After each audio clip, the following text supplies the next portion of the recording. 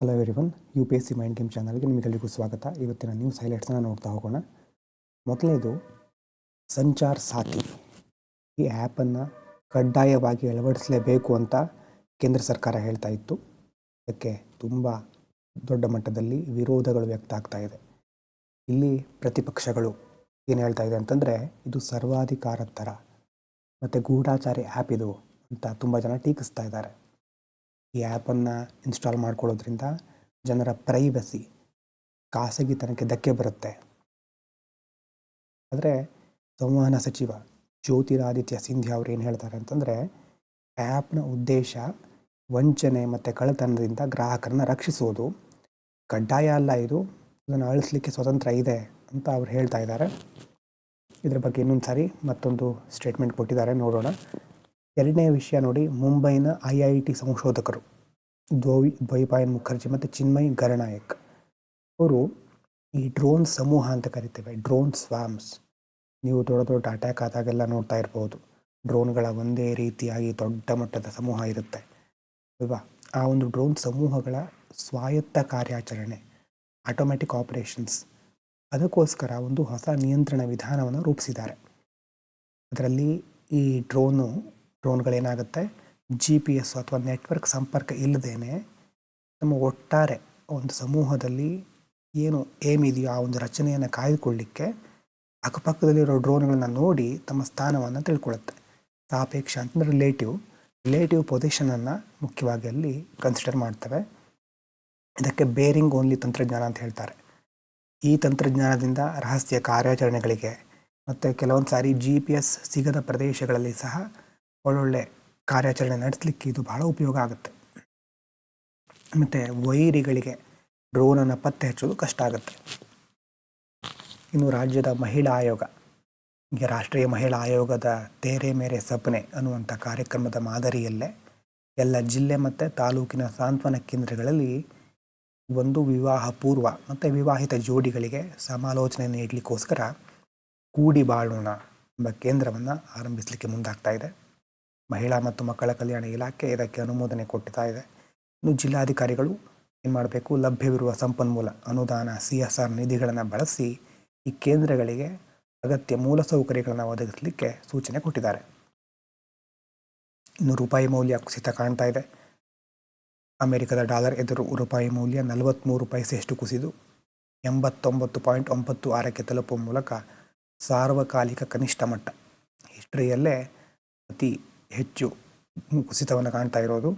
ದೇಶದ ಷೇರುಪೇಟೆಯಿಂದ ವಿದೇಶಿ ಬಂಡವಾಳ ಹೊರಗಡೆ ಹರಿತಾ ಇದೆ.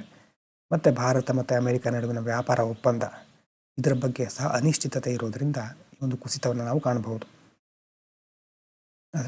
ಆದರೆ ಈ ಒಂದು ಇದರ ಬಗ್ಗೆ ಏನು ಉಪಾಧ್ಯಕ್ಷ ರಾಜೀವ್ ಕುಮಾರ್ ಅವರು ರೂಪಾಯಿ ಮೌಲ್ಯ ಇಳಿಕೆ, ಇದರಿಂದಾಗಿ ದೇಶದ ಕಾರ್ಮಿಕ ಕೇಂದ್ರಿತ ಸರಕುಗಳಿಗೆ ರಫ್ತಿಗೆ ಉತ್ತೇಜನ ಸಿಗುತ್ತೆ, ಉದ್ಯೋಗ ಸೃಷ್ಟಿಗೆ ಸಹಾಯ ಆಗುತ್ತೆ, ಆರ್ಥಿಕತೆಗೆ ಉತ್ತಮ ಎನ್ನುವಂಥ ಅಭಿಪ್ರಾಯವನ್ನು ಕೊಟ್ಟಿದ್ದಾರೆ. ಇನ್ನು ಅಮೆರಿಕ ರಷ್ಯಾ ಮೇಲೆ ನಿರ್ಬಂಧ ವಿಧಿಸ್ತಾ ಇರೋದು ಗೊತ್ತಿದೆ ನಿಮಗೆ.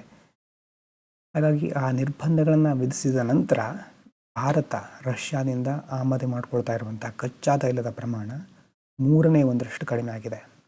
ನವೆಂಬರ್ 21ರಂದು ನಿರ್ಬಂಧಗಳು ಜಾರಿಗೆ ಬಂದ ನಂತರ ತೈಲದ ಆಮದು ಪ್ರಮಾಣ 19 ಲಕ್ಷ ಬ್ಯಾರೆಲ್ಗಳಿಂದ ಸುಮಾರು 20 ಲಕ್ಷ ಬ್ಯಾರೆಲ್ಗಳು ಇದ್ದಿದ್ದು ಈಗ 5.70 ಲಕ್ಷ ಬ್ಯಾರೆಲ್ಗಳಷ್ಟು ಕಡಿಮೆ ಆಗಿದೆ. ಮತ್ತು ಕೆಲವೊಂದು ಸಾರಿ ಅದು ವೇರಿ ಆಗ್ತಾ ಇದೆ. ಇದರ ಪರಿಣಾಮವಾಗಿ ಡಿಸೆಂಬರ್ನಲ್ಲಿ ಆಮದು ಪ್ರಮಾಣ ದಿನಕ್ಕೆ 10 ಲಕ್ಷ ಬ್ಯಾರೆಲ್ಗೆ ಇಳಿಕೆ ಆಗುವಷ್ಟು ನಿರೀಕ್ಷೆ ಇದೆ.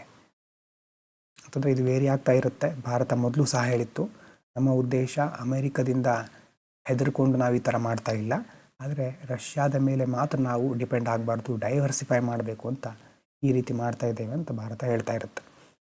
ಇನ್ನು ಆವಾಗ ಹೇಳಿದಾಗೆ ಜ್ಯೋತಿರಾದಿತ್ಯ ಸಿಂಧ್ಯಾ ಅವರು ಏನು ಹೇಳಿದ್ದಾರೆ ಅಂತಂದರೆ, ಸಂಚಾರ ಸಾಥಿ ಆ್ಯಪನ್ನು ಕಡ್ಡಾಯವಾಗಿ ಮೊದಲೇ ಅಳವಡಿಸಬೇಕು ಅಂತ ಹೇಳಿದ್ರಲ್ವ.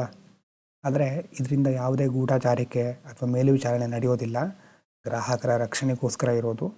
ಈ ಅಪ್ಲಿಕೇಶನನ್ನು ಅಳಿಸಲಿಕ್ಕೆ, ಅಂದರೆ ಅನ್ಇನ್ಸ್ಟಾಲ್ ಮಾಡಲಿಕ್ಕೆ, ಡಿಲೀಟ್ ಮಾಡಲಿಕ್ಕೆ, ನಿಷ್ಕ್ರಿಯಗೊಳಿಸಲಿಕ್ಕೆ ಬಳಕೆದಾರರಿಗೆ ಸ್ವತಂತ್ರ ಇದೆ, ಕಡ್ಡಾಯ ಅಲ್ಲ ಅಂತ ಈಗ ಹೇಳ್ತಾ ಇದ್ದಾರೆ. 2024 22,000 1800 ಕೋಟಿ ಮೌಲ್ಯದ ವಂಚನೆಗಳು ನಡೀತಾ ಇರೋದರಿಂದ ಇದರಿಂದ ಜನರನ್ನು ತಪ್ಪಿಸಬೇಕು, ಜನರನ್ನು ರಕ್ಷಿಸಬೇಕು ಅನ್ನೋದು ಸರ್ಕಾರದ ಜವಾಬ್ದಾರಿ. ಅವರು ತಮ್ಮ ಕ್ರಮವನ್ನು ಸಮರ್ಥಿಸಿಕೊಳ್ತಾ ಇದ್ದಾರೆ. ಪ್ರಧಾನಮಂತ್ರಿ ಇಂಟರ್ನ್ಶಿಪ್ ಯೋಜನೆ ಬಗ್ಗೆ ನೀವು ಕೇಳಿರಬಹುದು. ಈ ಯೋಜನೆ 1 ವರ್ಷದಲ್ಲಿ ಸುಮಾರು 1.25 ಲಕ್ಷ ಇಂಟರ್ನ್ಶಿಪ್ ಅವಕಾಶಗಳ ಗುರಿಯನ್ನು ಮೀರಿದ್ರು. ಆದರೆ 20% ಆಫರ್ಗಳು ಮಾತ್ರ ಸ್ವೀಕೃತ ಆಗಿಬಿಟ್ಟಿದೆ. ಇದು ಸಂಸತ್ತಿಗೆ ನೀಡಿದಂಥ ದತ್ತಾಂಶ ಹೇಳೋದು. ಎಷ್ಟೋ ಸಾರಿ ಅಭ್ಯರ್ಥಿಗಳು ಎಲ್ಲಿ ನಡೀತಾ ಇದೆ ಮತ್ತು ಯಾವ ರೋಲು ನಮಗೆ ಕೊಡೋದು ಮತ್ತು ಅದರ ಅವಧಿ ಎಷ್ಟು ಇದನ್ನು ಉಲ್ಲೇಖಿಸಿ ಅವಕಾಶಗಳನ್ನು ನಿರಾಕರಿಸ್ತಾ ಇದ್ದಾರೆ. ಮತ್ತು ಸ್ವೀಕರಿಸಿದವರಲ್ಲೂ ಸಹ 20% ಅಭ್ಯರ್ಥಿಗಳು ಇಂಟರ್ನ್ಶಿಪ್ ಮುಗಿಯೋದ್ರ ಮೊದಲೇ ಹೊರ ನಡೆದುಬಿಟ್ಟಿದ್ದಾರೆ. ಇನ್ನು ಭಾರತ ರಷ್ಯಾ ವ್ಯಾಪಾರದಲ್ಲಿ ಕೆಲವು ದೇಶಗಳು ಅಡೆತಡೆಗಳನ್ನು ಸೃಷ್ಟಿಸಲಿಕ್ಕೆ ಪ್ರಯತ್ನಿಸ್ತಾ ಇದ್ದರೂ ನಾವು ನಮ್ಮ ಸ್ನೇಹವನ್ನು ಮುಂದುವರಿಸ್ಕೊಂಡು ಹೋಗ್ತೇವೆ.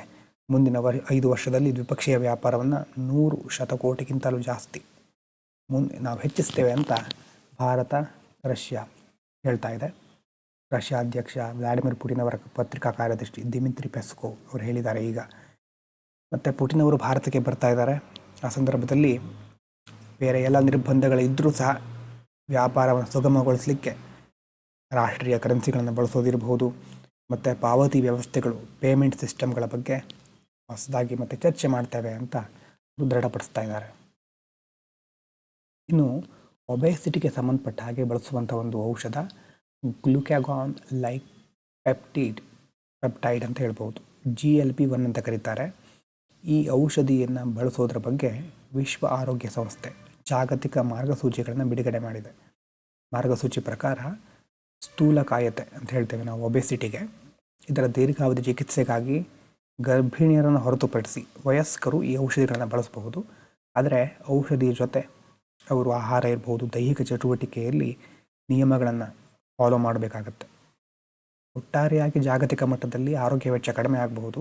ಆದರೂ ಕೆಲವೊಂದು ಕಡೆ ಅತಿಯಾದ ವೆಚ್ಚದಿಂದ ಎಲ್ರಿಗೂ ಇದು ಸಿಗ್ತಾ ಇಲ್ಲ, ಎಲ್ರಿಗೂ ಸಿಗಬೇಕು ಈ ಒಂದು ಔಷಧಿ ಅಂತ WHO ಹೇಳ್ತಾ ಇದೆ. ನೆನ್ಪಿಟ್ಕೊಳ್ಳಿ, GLP-1 ಒಬೆಸಿಟಿಗೆ ಸಂಬಂಧಪಟ್ಟಿದ್ದು. ಫಿಲ್ಮ್ಸಲ್ಲಿ ಮ್ಯಾಚ್ ದ ಫಾಲೋವಿಂಗಲ್ಲಿ ಬರ್ಬೋದು, ಸಾಧ್ಯತೆ ಇದೆ.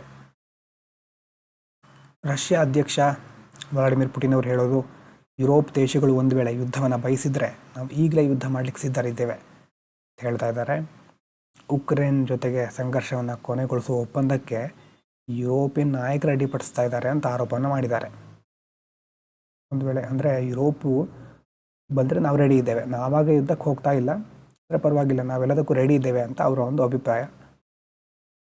ಮತ್ತು ಇದೇ ದಿನ ಡೊನಾಲ್ಡ್ ಟ್ರಂಪ್, ಜರೇದ್ ಕುಶ್ನರ್ ಮತ್ತು ಸ್ಟೀವ್ ವಿಟ್ಕಾಫ್ ಅವರು ಕ್ರೆಮ್ಲಿನ್ನಲ್ಲಿ ಪುಟಿನ್ ಅವರನ್ನ ಭೇಟಿ ಮಾಡಿ ಉಕ್ರೇನ್ ಶಾಂತಿ ಯೋಜನೆಯ ಒಂದು ಆವೃತ್ತಿಯನ್ನು ಪ್ರಸ್ತುತಪಡಿಸಿದ್ದಾರೆ. ಇಷ್ಟು ಮುಖ್ಯವಾದ ಹೈಲೈಟ್ಗಳು. ವಿಡಿಯೋ ಇಷ್ಟ ಆಗ್ತಾ ಇದ್ದರೆ ಲೈಕ್ ಮಾಡಿ. Thank you so much. Stay healthy, stay fantastic.